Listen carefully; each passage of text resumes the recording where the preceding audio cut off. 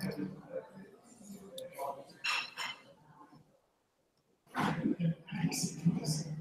right, we're live.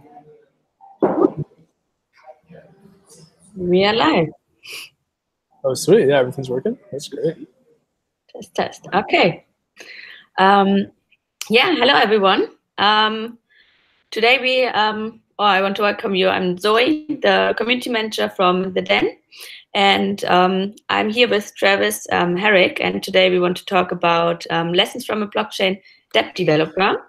It will be a really interactive webinar. I will have some questions for Travis, but also feel free to raise any questions in our live chat here on the YouTube channel. Yeah, I mean, I think we can directly start. Travis, give us quick or short personal introduction about your background. Where do you work in the blockchain field? Yeah. Oh, hey. Well, I'm Travis. I'm from Chicago, and I'm in San Francisco now.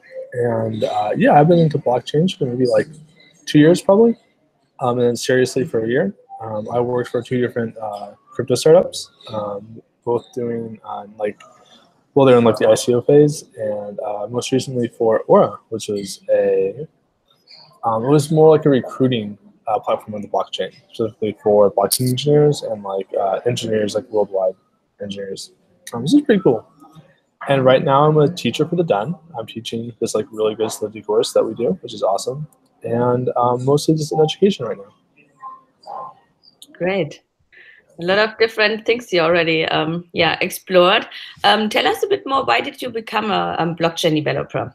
Well, because I'm a nerd. Two things. I got into it originally because I thought the currency idea is really cool. So like when Bitcoin was coming out, I got really interested and learned all about it. And when it was getting really popular, I had signed up for Coinbase like way back when they did this promotion, and it was really cool. And I got like really interested in it, and I started like reading on like more the technical side of it. And it turns out blockchain is like really cool and interesting. Like everything about them is just really cool. So I like got into it because it was something that I wanted to learn about and something I wanted to build on top of, because I thought the way that you talk about doing things is very precise and it's very interesting to me. So that's kind of what I got. That's like what made me like keep wanting to learn about it. Is everything about it was cool, and it turns out it also is pretty good. Like there's a lot of like openings for it and lots of stuff to do in the space in San Francisco where we are, and other places. So I like got really into it from there. Cool. You already mentioned that you started to invest, I think, and got aware of Coinbase. But describe shortly your path, how you really break into the blockchain space a bit more in detail. Yeah, well, I think the first like concrete thing. This is actually a funny story. I was in London, like must have been 2016 maybe. Must have been like 2 years ago, 2.5 years ago. This is before I got super into it. But I was at this working for a fintech company at the time, and we were in this conference, and there were all these like blockchain companies, right? And this is back when I was like first learning about everything. So I like knew about Bitcoin, but I didn't realize what a blockchain was, right? So I went up talking to all these like London startups on like what they were doing at the time. And I can't remember who they are, but like they described everything to me, and I like learned a lot about it and got super into that. And then what happened was I did some hackathons through Aura because they were doing hackathons at the time. And we were just on top of Solidity. It was like a day class, and you got to do things. And I did that a couple of times, and I did a couple of different hackathons. They put out a couple of different hackathons from the city. And I just like built stuff. I'm like, this is like super fun. And I actually talked to people organizing them. And I agreed to give a class on how to build stuff because I had done well. I thought it was interesting, so I volunteered. And that is how I started talking to Anna, who ran Aura. And I just like said, hey, I'm looking for something to do. I'm doing some work right now, and I started working on their project because it was super interesting and cool. And we had already built a relationship. So for me particularly, it was just because I had personal relationships. I just like volunteered to do cool things for people who were doing cool things. That is how I kind of got into the space. Cool, that's an exciting story. Really nice. Yeah, since you have so much experience also already, what is for you the best part of being a blockchain developer? Well, I'm going to assume that you like being a developer, because if you don't, you're not going to like this. But the coolest thing about like blockchain specifically, I think, is the tech itself, right? And is things like diving into, you can't really write good code for like a Dapp. Well, it's a decentralized application, so applications meant to run on Ethereum or another blockchain. And if you don't like have an understanding of a deeper understanding of how blockchains work, you're not actually going to have. It's not going to make sense why you need to do anything you need to do to write good code. So I think it's something where like understanding of like the deeper principles of what you're doing is very, very important, and you'll run into lots of problems if you don't. And all of those things are really cool and interesting to me. So I think the biggest thing for me personally is just going through and like reading papers and like understanding why things are done this way, like understanding what the security implications are, and like why things are done the way they are. And I think there's a very direct connection to your code and then the underlying systems that you're working on, which is super cool. And I think that's makes it exciting for me to hack on it and learn about it. And then you also get generally, for being a blockchain developer, you're going to be able to do other things too. So generally, you'll generally be working on parts of the app that interface with the blockchain layer. So, and I like full stack. I like touching different parts of the program and everything about it. So that's like for me personally, what I think is really cool. Cool, very good. Is there then also, I mean, when you're a blockchain developer, are there different challenges than when you are like a normal software engineer or not specific blockchain? Yeah, I think there are things that make it hard. I think just learning curve and just the initial like understanding of how things work and things that are going on. There's not a lot of like I think publicly available tooling to ramp you up, right? Like if you want to go learn, I don't know, like Django or something, there's going to be a tutorial from like 5 years ago that is like the best tutorial, and then people have written like really good things like for years on like how to do everything properly. And for blockchain app, like everything's like 10 years old, like max, right? Like there's not that much tool, and there's a lot of like newer blockchain technology and like languages for smart contracts. There's like no good way to learn anything other than just read documentation until you kind of experiment to understand. I think that is the hardest thing. So I think the domain specific thing is just so new that you constantly do have to like learn about it, and you do have to. And it's not learning that you can skip. Like it is a bit to get to the point where you can build something and see it working, which I think. So I think that initial curve is one of the harder parts. And I think the other thing is just because there's a lot of security concerns about like blockchain, because like obviously when you're writing code that's going to run in a blockchain, often if that blockchain is a currency, you're going to be working with just directly money, which like of course is a direct incentive for everybody to hack your code. You can, and they will. So that there has to be a bit more discipline in that. So that makes something slower, which is a bit more of a challenge, of course. You have to care about things in a very low detail. Great, yeah. You can imagine this. Besides all these challenges and what you really like about, how is your the typical day? Your routine looks like as working as a developer, especially in the blockchain space and blockchain company, and also maybe in comparison to the different startups or companies you have worked for? Yeah, I think I work for smaller startups, so there's definitely things that are a bit. With a small startup, you're often just wearing a lot of hats. I don't think anyone just sat down and only wrote code that answered the blockchain. I don't think anyone was just the smart contract guy. That's like all you did, right? You would have to like write some smart contract code, and you're going to be integrated with other parts of the app, and you're going to generally have. This is what I was doing. We would have different parts of the application we would be working on, right? It wouldn't just be one thing; it would be like several things, right? And I feel like I worked more closely with product managers, but that's I think more of a startup culture thing. So yeah, I think the day-to-day is you just kind of are in a world where things evolving very rapidly, and you have to be like very on your toes to make sure that you're on top of everything. But I wouldn't say that you would have like a very typical routine other than like you're going to write code every day. I think on the day-to-day, it's just a finding where you're most needed on the project and working on that. And sometimes it's the blockchain, someday that's like the protocol layer, and sometimes that's the server connecting with the blockchain because it's not going to be the same as other things. And I think, yeah, he's like working on a lot of different stuff. And keeping up to date with all the trends, right? This is always. It's a lot. Yeah. Okay. A bit more technical question. What tech stacks do you use? Is there a standard or most popular stack that you would know of, or is it too early to determine this already? It's too early to know what they'll be in 6 months, that's for sure.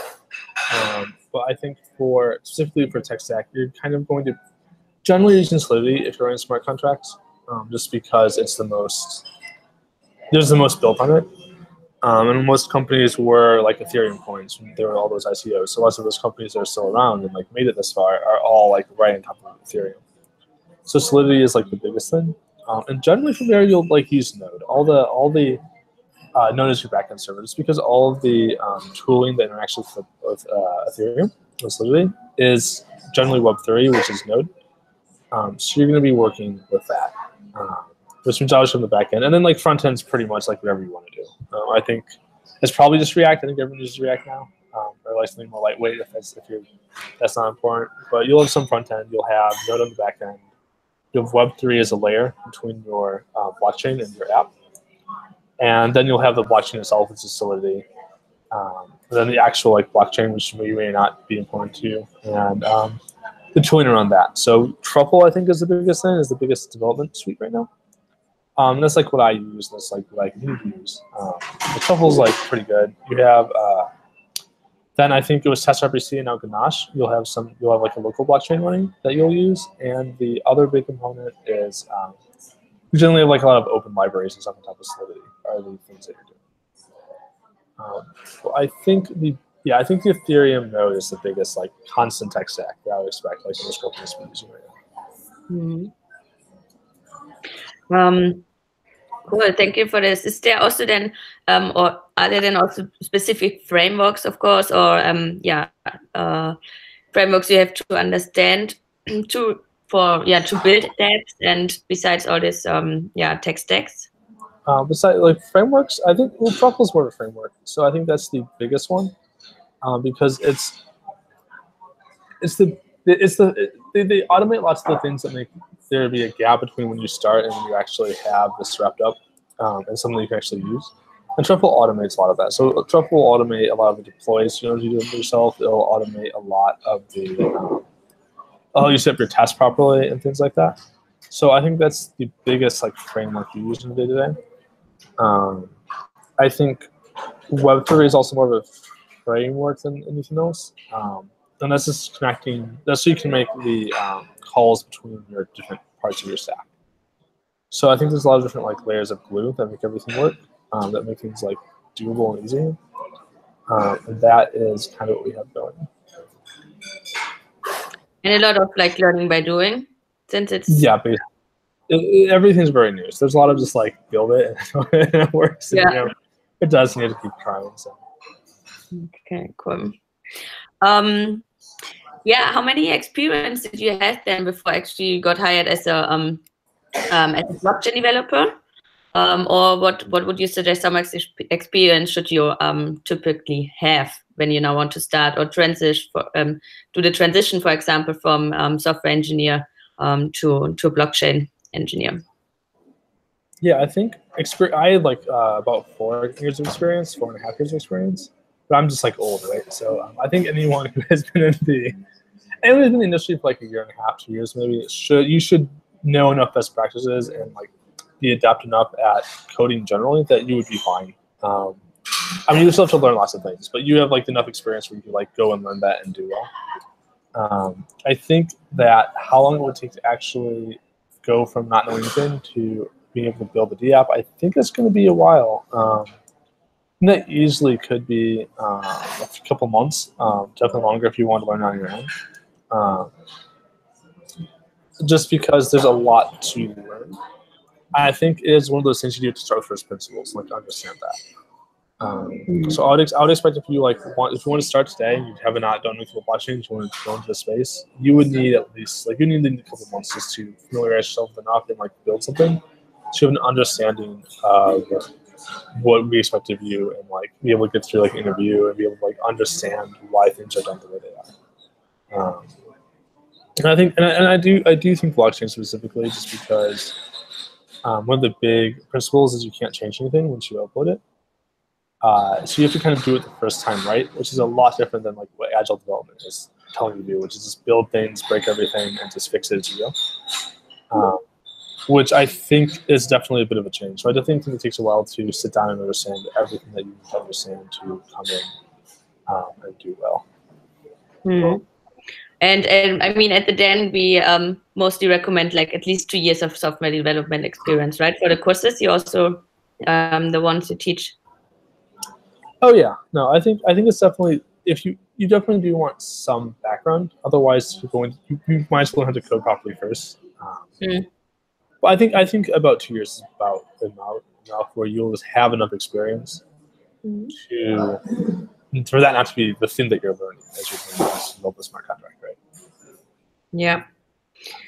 Cool. Let's go a bit into the numbers. I think a lot of people are also interested in this question. How much do you get paid as a blockchain developer? Is it really much more than as a normal software engineer? Yeah, if you want to talk a bit about this. Yeah, it's decently more. I'll talk a bit like my experience, or I'll talk generally about my experience. I'll give you all a number. So I think the thing that I often did was you would work for tokens. This is back in like the ICOs when ICOs were crazy, right? So like they would basically just pay you like a bunch of money in tokens because they were generally using the tokens to jumpstart their business. They would not have a pile of money to start. So the correct thing for them was to just give you tokens and pay you like in excess of like what you would possibly normally make otherwise. And then your success is tied to that of the company. So sometimes they'll pay you in like just tokens, which you should be very wary of. But a lot of it was a split between like financial, like just money and tokens. And some of the earliest ones, I believe, like just paid in tokens initially, and then like give you money. But that is like if you're getting on like very early, like has not gotten to Ethereum yet, ICOs. I think most of those are either securities or don't happen anymore. I think the regulation on that changed a lot, so that's not really what's happening anymore. That's not really what we're seeing. So I think if you're looking for salary numbers, maybe I would say like a decent amount more than you would as like a normal developer, just because there's a premium on the skills you learn. So you know, from like maybe like 120K, maybe like a bit more than that, maybe like 150, 160, something like that, would be pretty reasonable. I think if you had a couple years of experience, you know what you were doing, and you like could prove that you know what you're doing to someone who might hire you. I think it'd be like a very reasonable like starting place, you know. Great, yeah. And do you think, like from your experience, that the job market has changed since the last year for to find jobs as a blockchain developer, and how is it currently looking? Yeah, I think, well, two things. I think it did get, there's a little bit less because you don't have these companies that just got a bunch of money recently and just like are just hiring people. But I think we also, a lot of those jobs, like the companies were not always the best thing for a blockchain solution. So I think most of the companies that weren't going to make it have failed by now. So like all the companies you are going to hire are like the good ones, right? So I think we have lost like most of the jobs that were not that great. That could have existed, and now like there's more stable jobs that are like we have more enterprise moving in. So I think that's the thing that if you want to see who's hiring and it's going to like have good jobs, I think the enterprises are more interested now. Like we're getting a lot of like businesses are doing blockchains, and like they want developers, and they're like stable companies, which is pretty good. And I think like generally like there's still like new projects in the space, right? Also like new technical projects in the space. So I think there's a lot going on right now. I don't think the industry, I know there's been a bit of a price drop on Bitcoin the last year, but I don't think there's an indication that blockchain is less important. I think that there's less people who are just there to hype it up and more people who actually want to build business solutions on it. So I think that the job market is pretty good. Great. And you mentioned you mostly work for startups. How do you see, or is this your preferences in comparison to like working for bigger enterprises in the blockchain space? Would you recommend something? What is your feeling about this? I think if you would like join a non-blockchain startup, you probably shouldn't join a blockchain startup. If you're a startup person who loves startups, you should definitely look for startups. I don't think I would change my opinion. I think that some of the enterprises have. It's interesting to see what people are actually want to use it for, right? I know Ethereum has like the big thing was like cookies for a while, right? And I think we are looking at people who either have like some immediate problem to solve, right? Like we're multiple businesses and we need some chain of truth between us all, or what is like a general purpose public blockchain and what problems can those solve, right? And those are like very different classes of problems, right? I think like large companies generally have some very specific goal in mind. I think there are some people like Steam is really good. The blogging platform, where as the economy grows, the coins economy grows, they want to reward the additional tokens to the bloggers, right? Mm-hmm. So there's like some really cool economic models coming out of like startups like that, right? Like newer companies that want to have like very different economic models, right? Where like generally big companies have some like reason they need this like type of database to make money, which is like if that's the kind of problem that interests you, like that's really cool. I think the newer like blockchain focused companies tend to have more like innovative like societal solutions that they want to implement like long term, which I think is the more innovative, definitely the more I would want to say futuristic. That's the word I want to use. It's like the more futuristic like vision of the future that they're doing, which I think is really cool. But that's also like at the level like we can just make money out of this. It's like really cool too. Okay. Let's see, what other questions do we have? So you explained a bit about the skills or frameworks you use. Is it, or how hard is it actually to learn these the skills you use every day? Do you have some tips and tricks to this? Yeah, I think the first thing is you should take like a large amount of time to sit down and learn it. Like you need to sit down for a weekend to like learn anything. It took a while for like I think for me, and this for me personally, I like learned the technical details first, right? I think it's very hard. It was very hard for me to learn anything before I sat down and thought about like why everything works the way it does. I think if you don't do that, this is going to be very difficult. I think this is specifically in how, as a way to learn, I think knowing fundamentally why proof of work works the way it does, right? Or like how like a coin is represented in like the coin of Ethereum and why were those decisions made to make it work like that is like very valuable. So I think as a learning process, I actually do think it's good to like read a little bit of like an overview, but then like start reading technical documents, like understanding on deep level why things work the way they do, and then everything makes sense. Like things make perfect sense once you understand it all. But if you read like an overview of like what a blockchain is, it's very esoteric and not quite the easiest thing to understand.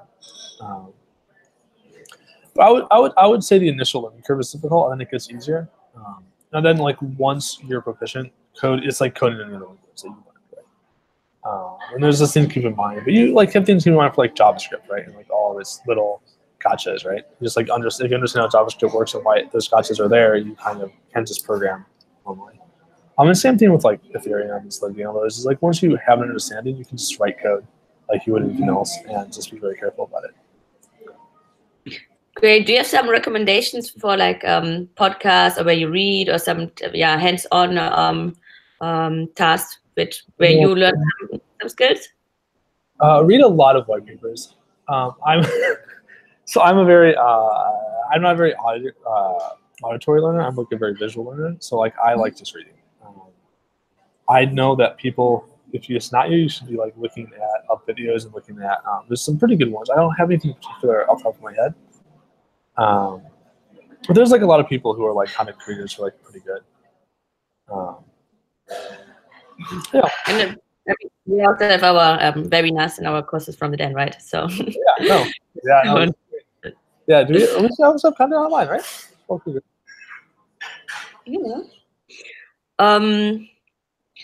I mean, you went through the transition actually, or you are a blockchain developer already. But when you would think back or would do it again, would you do something different to actually sped up the process to become a blockchain developer? Would you have taken a different, not a different path, but would you do something different?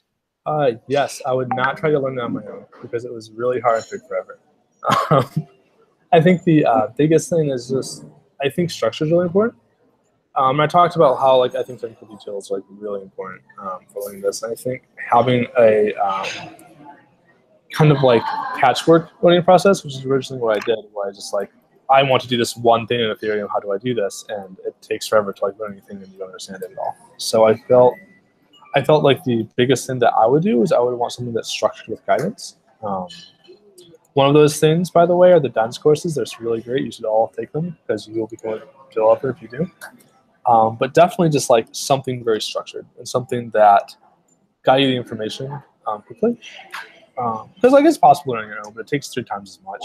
And that is like basically whatever difference you have in salary is certainly not as much as you would if you just like sat down and learned it and something very structured. Cool. Are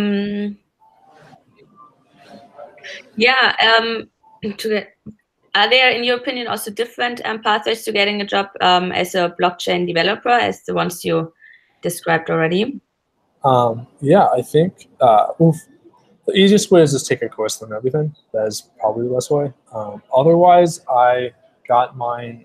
Everything I got worked through was through people that I knew and I had met and I had worked with in some capacity. Mm-hmm. So if you want to be a developer, I think meeting everyone in the space, maybe becoming an active participant, is important, and showing like where you can add value and showing what you can do to contribute is really important. I think the learning process, you just want to make sure that you have a plan. That plan should be the done, by the way. But I think making sure that you're participating in the community and making sure that you are working with code on your own and making sure that you are building something is going to put you in a lot better place than if you were, say, like, I just want to grind out a bunch of resumes to blockchain companies and cross my fingers, you know? So yeah, I think that is, I think the best path is just be a developer for a while and then learn about as much as you can about the blockchain space and then just start participating and talking to people and doing well. And did you attend like a lot of educational events, or like you said, you did a lot of hackathons? You have recommendations there? What's the best way to start? Yeah, the best way to start is just go to meetups. That's the best thing. Go to where there are people prefer like actually working on these things, right? Because like you'll learn so much more from talking to people. I find the most valuable thing is working directly. Go try and find more technical meetups. I got a lot more value out of.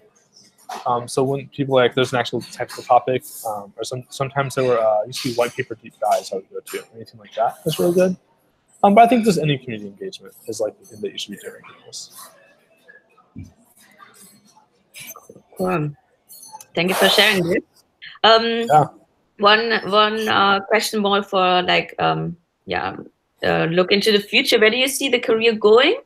And now that you have the experience working on cutting edge technology or blockchain technology, is there an increase in upcoming jobs? Where do you see it going? Well, right now I'm really liking. I'm doing teaching, so that's like really interesting and cool to me. So I'm liking that for the time being. I think just like I would love to get more into like protocol level development, which is really cool.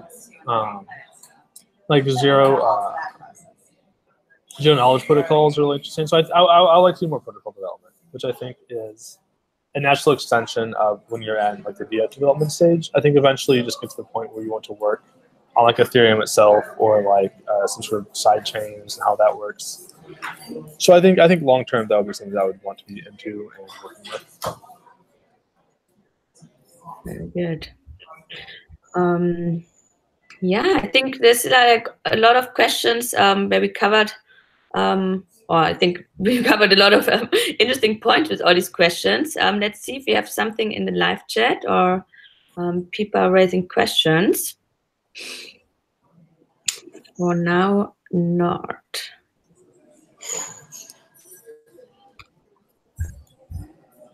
You can wait a bit. Do you have something else what you would like to share? Some advices, motivational thoughts to become a blockchain developer? Man, you should just work a lot. Work and read a lot. Yeah, just read a lot of white papers. White papers are great. Yeah, read about side chains. Read about like. I think the security stuff's really cool. I think like zombie wallets and all that. That's like all really interesting stuff. So I think just like make sure you're interested in it and make sure that you're learning something that you care about, and you'll do like really well. I think those are my main thoughts. Very cool. I just checked again in the live chat. Oh, okay. Now we have like, yeah. If any last questions are coming up for you, we'll wait some more minutes. When is the next class you're teaching, Travis? Oh, when's the next class I'm teaching? I believe it's we're starting a class right now. So I think this is the last week to sign up, if I'm right about that. And then that's going to be on Saturdays for a while. I don't know where the next class is starting yet, so that means that you guys should definitely sign up for this one. I think also doing a Hyperledger course, right? Yep. So yeah, I think we're just starting like the next couple of weeks, next week or so. Cool. And you can download also the syllabus on our website, theden.io. We have all information there about the syllabus, when are our events, next webinars, and so on. Okay, still no more questions. I think we covered everything. Awesome. Cool. Okay, then I would say thank you very much, Travis. Yeah. Something that to share? All right, sign off. Okay. Great. Thank you, guys. Bye.